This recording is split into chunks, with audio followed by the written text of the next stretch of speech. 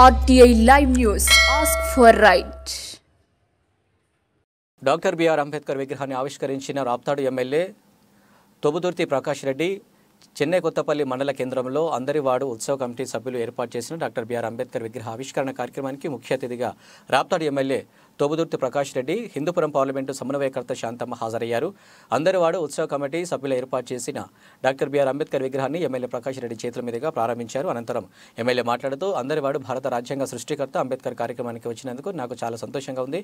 రాష్ట్ర ముఖ్యమంత్రి వైఎస్ జగన్మోహన్ రెడ్డి కూడా కులమతాలకు అతీతంగా ప్రజలందరికీ సమానత్వ న్యాయం జరిగేలా పరిపాలన చేస్తున్నారని, డాక్టర్ బిఆర్ అంబేద్కర్ ఆశయాలు సాధనలతో ప్రజలందరికీ సమాన పరిపాలన అందిస్తున్నారని అన్నారు. ఈ కార్యక్రమంలో అందరివాడు ఉత్సవ కమిటీ సభ్యులు మండల జెడ్పీడీసీ మైలరప్ గోవిందారెడ్డి, ఎంపీపీ మచ్చిగ అంజలి, సింగిల్ విండో ప్రెసిడెంట్ డోలా రామచంద్రారెడ్డి, ఎస్డిటి శ్రీనివాసరెడ్డి, న్యాయవాది రామకృష్ణారెడ్డి, మండల నాయకులు పాల్గొన్నారు.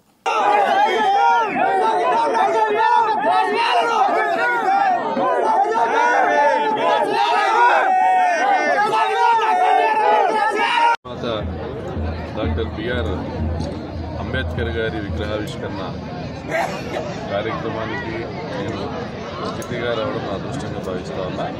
చెన్నై కొత్తపల్లి మండల కేంద్రంలో జాతీయ రహదారి మీద చాలా ఆహ్లాదకరమైనటువంటి వాతావరణం, దాదాపు ఎకరా పైనటువంటి ఈ ప్రాంత దళితులందరూ కూడా ఒక కమిటీ ఏర్పాటు చేసుకుని అందరివాడు ఉత్సవ కమిటీ అనేసి అంబేద్కర్ ఉత్సవ కమిటీ ఏర్పాటు చేసుకుని వాళ్ళ సొంత ఖర్చులతో అంబేద్కర్ గారి విగ్రహాన్ని ప్రతిష్ఠించుకోవడం. అంబేద్కర్ గారు ఏదైతే ఈ జాతి మొత్తం, భారత జాతి మొత్తం కూడా గర్వించే విధంగా ఒక రాజ్యాంగాన్ని రాశారు, అందరికీ సమానత్వం అని. ఆ అందరికీ సమానత్వం కోసం పోరాటం చేస్తున్నటువంటి జగన్మోహన్ రెడ్డి గారిని పూర్తిగా తీసుకుని ఈరోజు మేమందరం కూడా ఆయన బాటలో నడుస్తూ ఉన్నాం.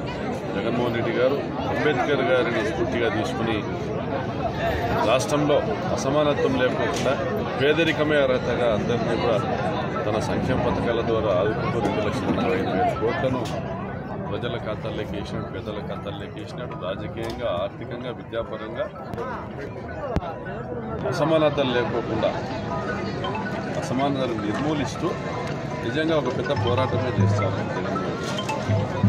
ఉన్నవాడికి లేనివాడికి మధ్య ఉన్నటువంటి పోరాటం ఏదైతే జరుగుతుందో దాంట్లో లేనివాడి పక్షాన్ని నిలబడి హ్యావ్స్ అండ్ హ్యావ్ నాట్స్ మధ్య జరిగేటువంటి పోరాటం అనేది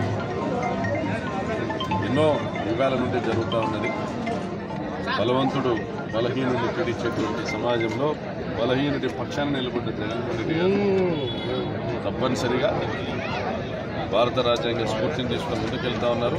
అంబేద్కర్ గారి ఆశయాలను తప్పనిసరిగా నెరవేరుస్తారని ఈ ప్రాంత ప్రజలందరూ కూడా భావిస్తూ ఉన్నారు. తప్పనిసరిగా రాబోయే కాలంలో అట్టడుగు వర్గాల వారికి ఉన్నతమైనటువంటి స్థానాలను కల్పించే విధంగా వారికి ఉద్యోగ పరంగా కావచ్చు, ఆర్థిక పరంగా కావచ్చు, సామాజిక పరంగా కావచ్చు, రాజకీయ పరంగా కావచ్చు ఒక నూతన వ్యవస్థను నిర్మించేటువంటి ప్రయత్నంలో ముందడుగు వేయడం జరిగింది జగన్మోహన్ రెడ్డి గారు. తప్పనిసరిగా మేమందరం